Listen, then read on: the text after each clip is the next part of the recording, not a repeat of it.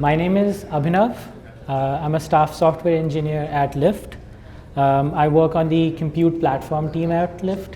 And so our responsibility is that we manage all of the compute for all of Lyft. All Lyft services run on the compute platform we maintain and manage and scale, right?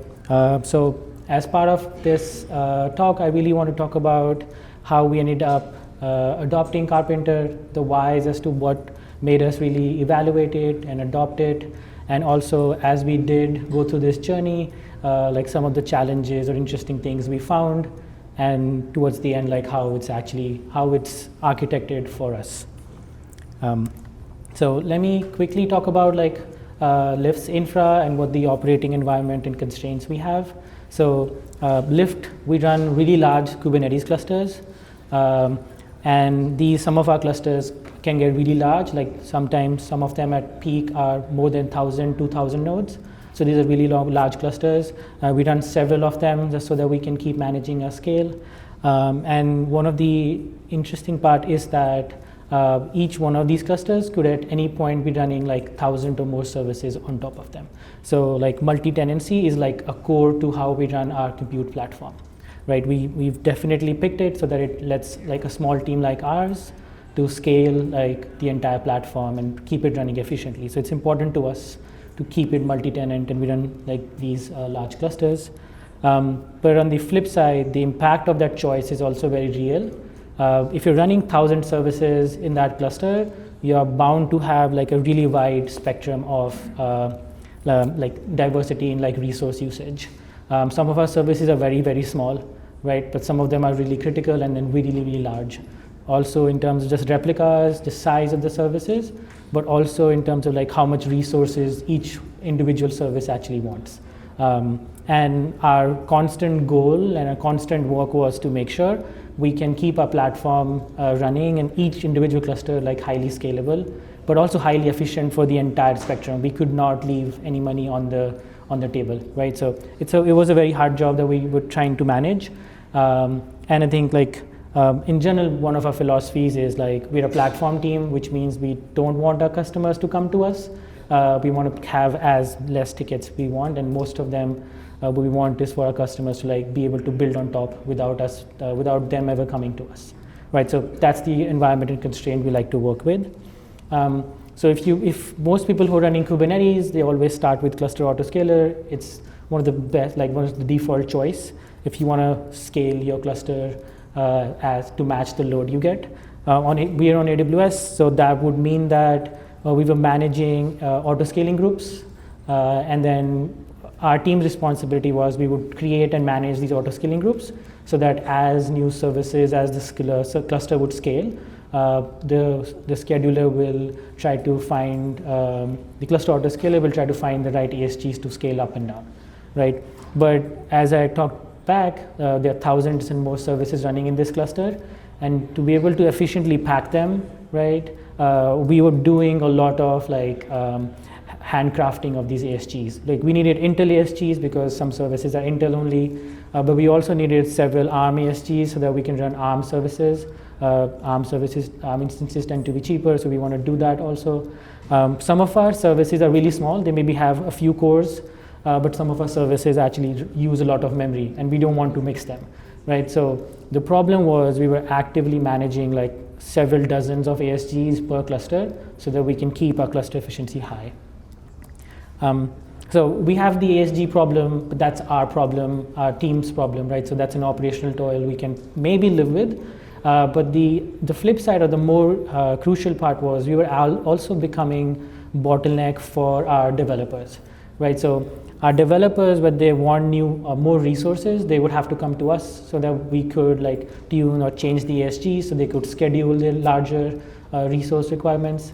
And also when some of our service owners were doing the good job of increasing or making their services efficient, they would reduce the resource requirements, but the ASGs didn't really reduce. They were still spending that money, so they had to come to us to actively reap the benefits that they had like done all of the work for. So that was also impacting, like we were becoming a bottleneck for them. The last point that I really want to call out is like when you're running critical software and when our developers are building critical software, it's usually one of the largest and most expensive, right? You need to spend money like large services, and they always have very small buffers because they don't want to waste money. And sometimes what will happen is if you have incidents where these service owners want to mitigate that incidents by adding more cores or more memory, they couldn't really actively do that themselves. They would have to like pay just to like increase and do the ASG. So we didn't like managing all of these ASGs, and we were looking for solutions on how to simplify a lot of the manual management we had. So during the time when we were trying to solve this, AWS launched a new project called Karpenter, which was designed to replace cluster autoscaler and was specifically designed with all of the limitations of ASGs in mind, right? The entire goal for Karpenter was that it would bring management of the nodes that are run in the Kubernetes cluster into the Kubernetes cluster and away from like ASGs or AWS concept, right? The way that it actually ends up doing that, or the benefits there are, is ASGs are predefined. So you pick the instances you want in an ASG and it scales up and down. But Karpenter is smarter. It's actually reacting directly to the pending pods in your cluster. So it sees, okay, we have certain pods that are pending or that want node capacity. It will figure out what's the right EC2 instance or what the right size is for those specific pods, and then it will launch a node for that. And then you're always trying to like pack your nodes most efficiently. That's the promise from Karpenter. It's also smarter, a little bit more sense that it can consolidate a little bit better. So it has more control. With more control, more smartness, it was supposed to like relieve a lot of the pain that we were seeing, right?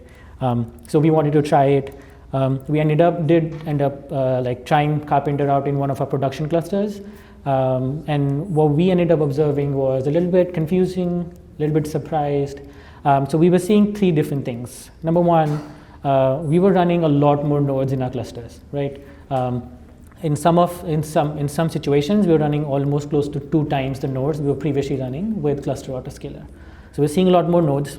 That's fine. Like that's not too bad. We can still manage the scale. We were seeing that the efficiency by default was maybe a little bit better. I wouldn't say like it was bad. It was marginally better.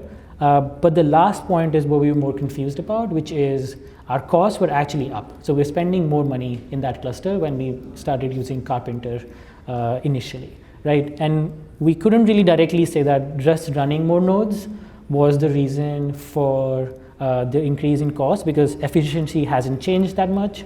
And the nodes, the number of daemon sets we run are not really that much that would account for the increase in cost that we were seeing. So we ended up starting digging into like, hey, how does Karpenter actively work? Some of the internal details, like how kube scheduler works, and like some digging deep into it. So to be able to like talk about the problems we were seeing, I want to maybe quickly talk about like how Karpenter actually works. So its entire responsibility is it wants to match pods to nodes, right? So that's what it's trying to do. So imagine if like a new pod becomes pending and Karpenter immediately launches a node for it and fits that pod. Long run, it's not going to be the best decision because it is making too greedy of a choice, right? It's going to create a lot of fragmentation. So Karpenter is a little bit smarter. It doesn't do like that for every pod, but it actually works on batches. So it works on like time batches of windows, and it waits for like a bunch of pods to become pending in that batch. And when it thinks that the batch is executable, it then looks at the constraints of the batch or the pods in that batch, and then it launches an EC2 instance for that. So it's doing a little bit better in that sense that it's not completely overfitting, it's making the right decisions over time. In this example, you can see like there's a bunch of different pods that are running which have different constraints. Even though and then it finds the constraint that applies to all the pods. So the most common thing here is that it can run, all these pods can run on Intel node. So it ends up launching like an Intel EC2 instance, and it happens. One thing why I wanted to call this out is because the way to influence Karpenter's node decision is directly based on what pods you have in the batch. It only has information about that batch and nothing else, right? So it can only act on them. And the the organization of the pods in the batches it's actually acting on directly impacts the node decisions that are going to be made, right? On the other side, we know kubescheduler already. That's also doing something similar. It's acting on pending pods, but it's doing something more similar, which is like if it sees pods that are pending and there is capacity in the cluster to run them, it will just run them, right? Karpenter doesn't have any say in impacting those decisions. Karpenter is trying to run the least number of nodes or the cheapest cost that makes sense, but scheduler is not designed for that. It is designed to quickly and very quickly just schedule based on the resource constraints you have, right? So they are usually at odds when they're running in your cluster, where they maybe are making decisions that are maybe on two different dimensions. A clear example for that could be if you have like an R EC2 instance running. So these are memory optimized instances. They have a lot more memory. But if a new pod comes in, a server pod comes in that has very small requests, it will schedule it on that expensive EC2 instance, kubescheduler, and call it a day, right? So that's not the most cost-efficient decision, but it's still a decision that kubescheduler will do for you.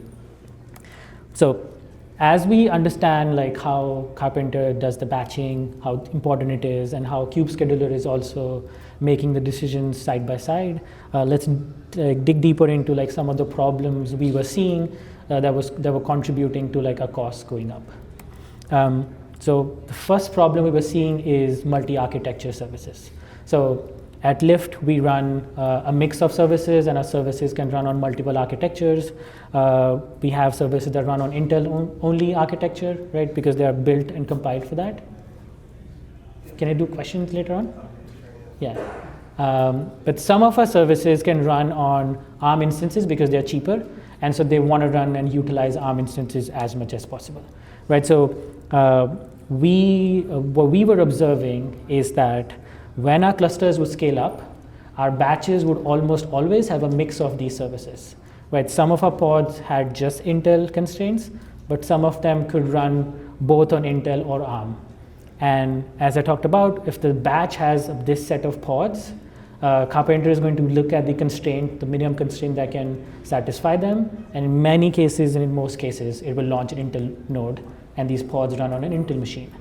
The better way to have been that the ARM pod should probably run an ARM node, but like because of how the batches are working, it's more often deciding to launch Intel machines, even for the ARM capable pods.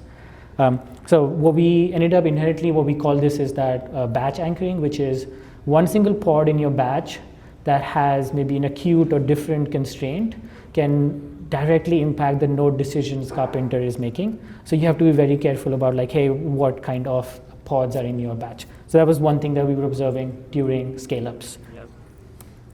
But the problem was just not scale-ups, right? The entire job of a node autoscaler here, as in Karpenter, is that at every instance, it's trying to figure out, can I reduce the cost for the cluster? Can I shut down some nodes because they're not needed? It can make two decisions usually. It's a little bit better than cluster autoscaler, but it can only make two choices.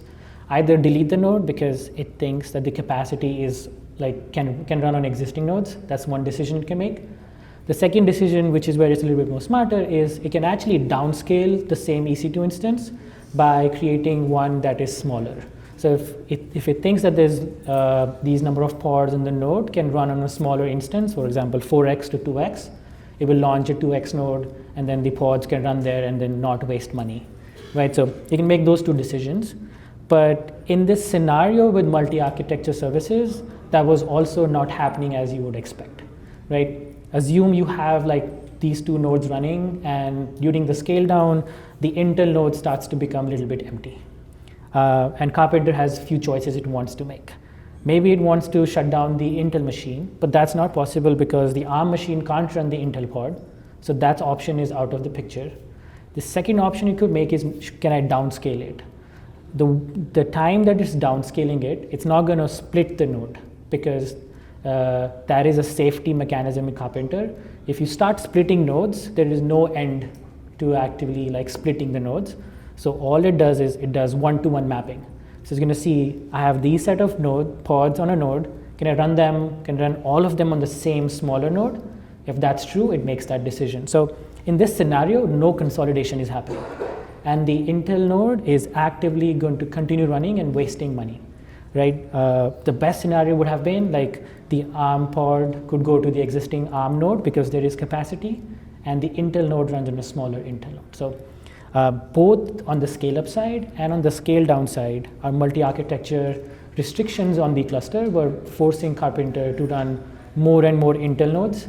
And that was one of the factors why we were spending more money. Like we were running more Intel nodes when we were previously running more ARM nodes, and that's more expensive, right?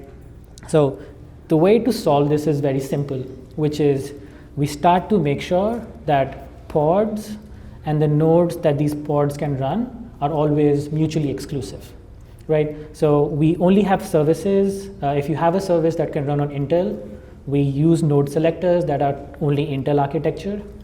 And if we have services that can run on ARM, we on our side control the pod intent and we say like, hey, pick explicitly ARM, right? So what this does is when Karpenter sees pods that are in the mix, it knows that it cannot satisfy both of these set of pods in the batch with the same node, so we'll launch two nodes, right? So we are forcing mutual exclusion at the Karpenter scale-up layer. So the one way to solve that would be that we run two node pools, right? One that is Intel, one that is ARM. But that was the whole point. We don't want more node pools to manage. We still want one node pool.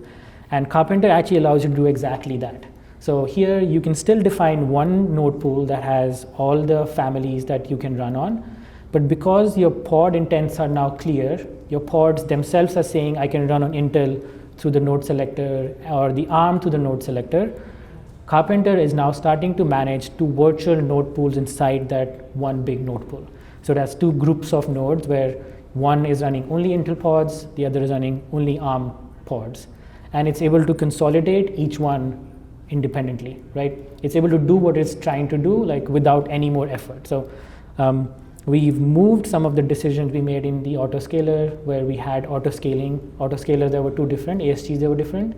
We are moving that onto like the pods and the workloads themselves. Our workloads define and pick the pod intents, and then Karpenter is reacting to that, and it's making us like achieve the same results without any additional effort.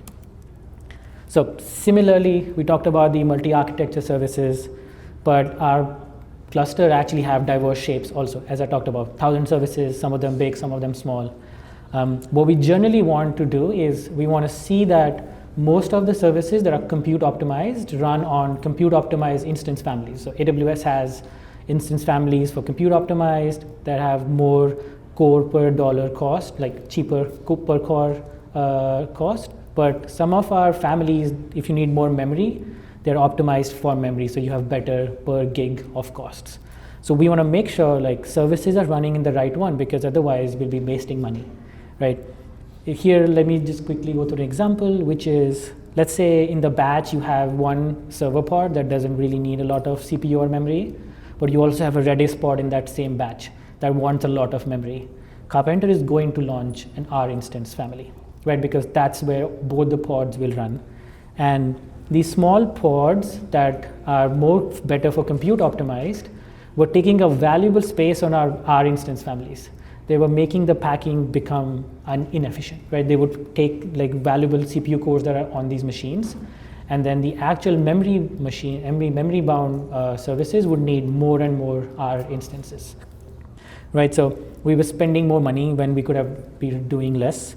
And scheduler was also, again, not really helping here, because it doesn't really care what the instance family for the node is. It cares, do I have that amount of core and memory available? It'll directly place it. So what we ended up seeing was we were running a lot more memory optimized instances than we previously were. That was directly relating to how our costs were going up, right? So that was the problem number two, like how Karpenter was managing diverse shapes.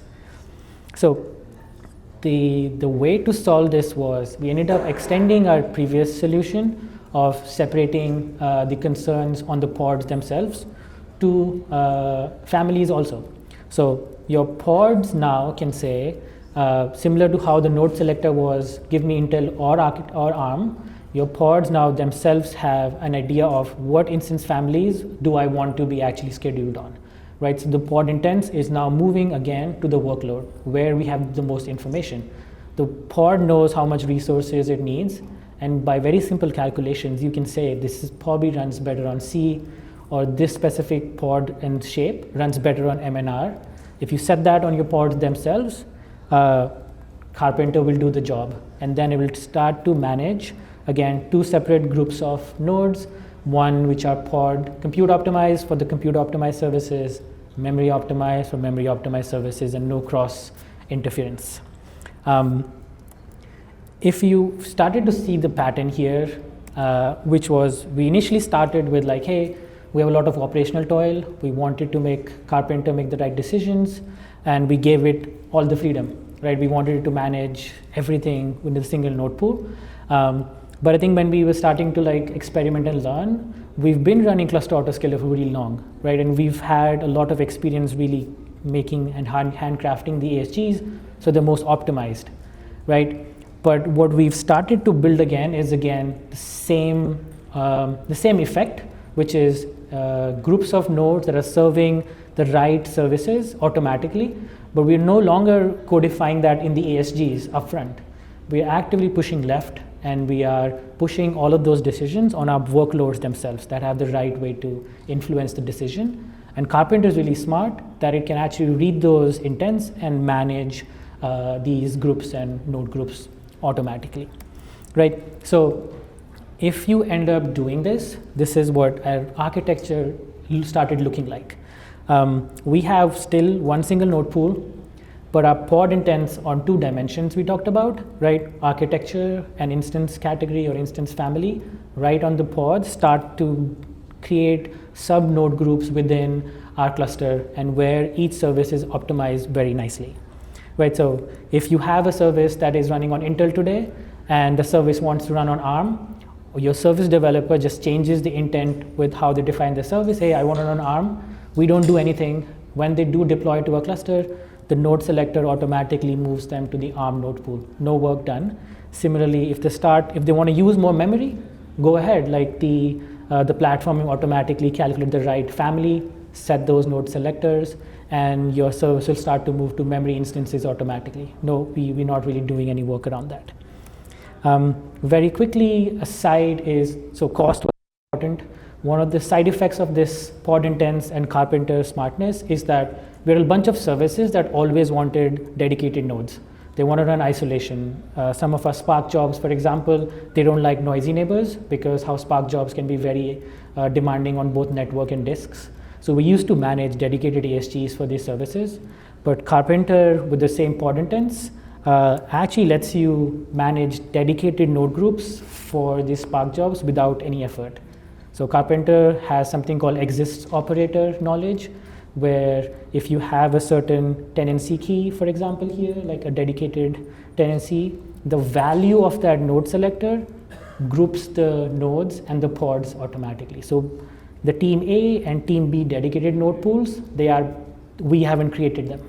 They are automatically managed by Karpenter just for that pods that use the same node selector. So we are able to get both cost benefits, and we've started to build more isolation. So both of these solutions of like the previous architecture I talked about, as we moved all of our intents to the workloads themselves, we had a lot of improvements, a lot of like wins on two dimensions. One, our really big clusters can now run up to like more than 95% allocation efficiency. That is a really big win for us. And the second thing, we're not really doing any work for that. We're not managing ASGs, we're not doing any other work. We have almost close to zero toil because any decisions we would have made, we make on the workload themselves, and the Karpenter optimizes everything day in, day out. So that's what I think like Karpenter is really good at. You think of it as a control plane, and think of your workloads defining what they need from Karpenter through your node selectors and pod intents. If you do that, you can like have your cake and eat it too kind of situation, right? You can get efficiency and do less toil. So very quickly, I want to talk about like what's next, what we've been looking at, what we think we can solve more for. I didn't talk about Kube Scheduler today, but that's an equally important part of this puzzle because it's making those decisions against Karpenter. And there are ways of the experiments that we're doing around cooperative like configuration and tuning for kubescheduler, so that Karpenter and kubescheduler are making the right decisions together. So that's what's next around how we can even further improve our efficiency in our clusters. And also, I know everybody wants to use GPUs. We want to use our GPUs better, so shared GPUs, NVIDIA driver configuration, they're very complex and require you to like really create these ASGs and node labels, and we're actively looking at how we can use a workload defining a node label directly, that translating to a node and the driver configuration automatically. So that way we don't have to manage like a lot of NVIDIA driver configuration manually. So those are two interesting ideas that we're still looking at how we leverage and improve on our clusters with Karpenter. So that's it. That's all my talk. Thank you very much.